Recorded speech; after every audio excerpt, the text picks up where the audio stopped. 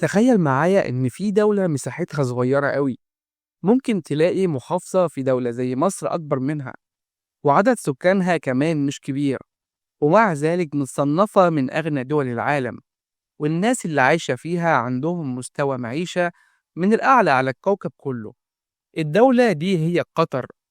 السؤال بقى اللي بيخلي ناس كتير تستغرب، إزاي قطر وصلت للمكانة دي؟ إيه اللي خلاها تبقى دولة صغيرة بالمساحة لكن ضخمة بالثروة والفلوس؟ الموضوع مش مجرد صدفة، ومش بس علشان عندها موارد.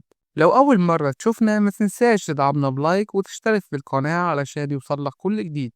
أول حاجة لازم نفهمها، قطر اتولدت غنية بالموارد الطبيعية. تحت الأرض هناك في واحد من أكبر كنوز العالم، الغاز الطبيعي. عندهم حقل اسمه حقل الشمال، وده أكبر حقل غاز منفرد على سطح الأرض. الحقل ده فيه مليارات من الأمتار المكعبة من الغاز. الفكرة هنا إن الغاز بيتنقل للعالم كله عن طريق التبريد الشديد لحد ما يتحول لسائل، وده بيخلي نقله سهل وعملي. قطر بقت رقم واحد في تصدير الغاز الطبيعي المسال، والدول الكبيرة زي اليابان وكوريا الجنوبية وأوروبا معتمدين عليها بشكل أساسي في الطاقة. يعني كل سنة بيدخل لها مليارات الدولارات من مورد واحد بس، وده كان المفتاح اللي فتح باب الثراء. بس الموضوع مش واقف عند الغاز.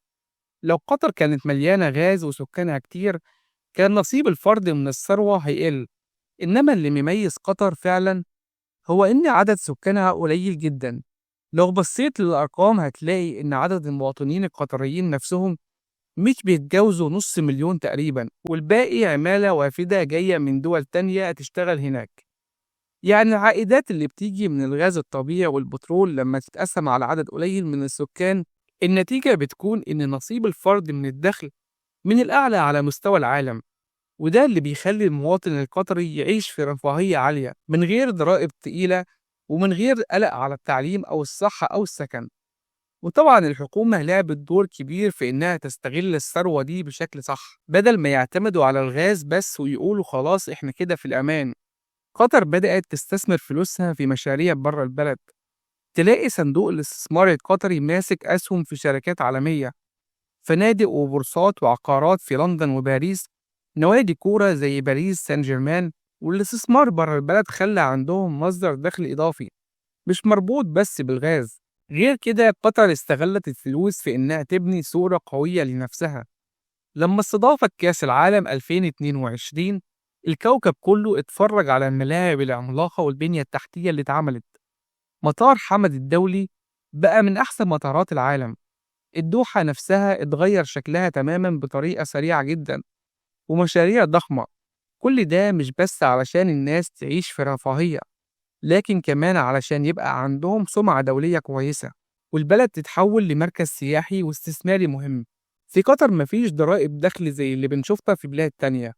المواطن مش مضطر يدفع نسبة من مرتبه للدولة، بالعكس، الحكومة بتتكفل بتعليم مجاني ورعاية صحية متطورة، إسكان مدعوم.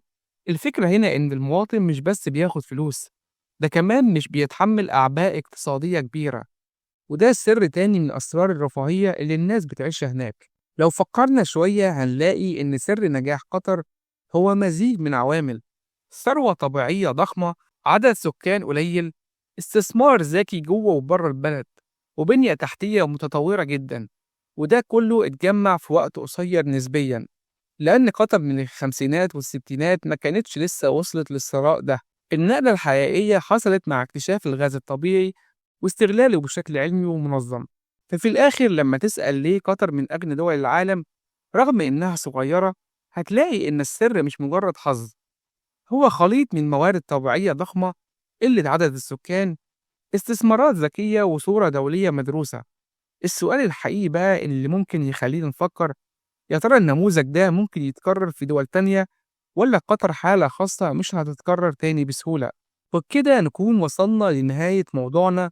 قطر فعلا مثال غريب ومثير، ازاي دولة صغيرة تبقى من أغنى دول العالم. لو عجبك الفيديو ما تنساش تدعمني باللايك علشان يوصل لناس أكتر، واشترك في القناة وفعل الجرس علشان يوصلك كل جديد من وعي على خفيف.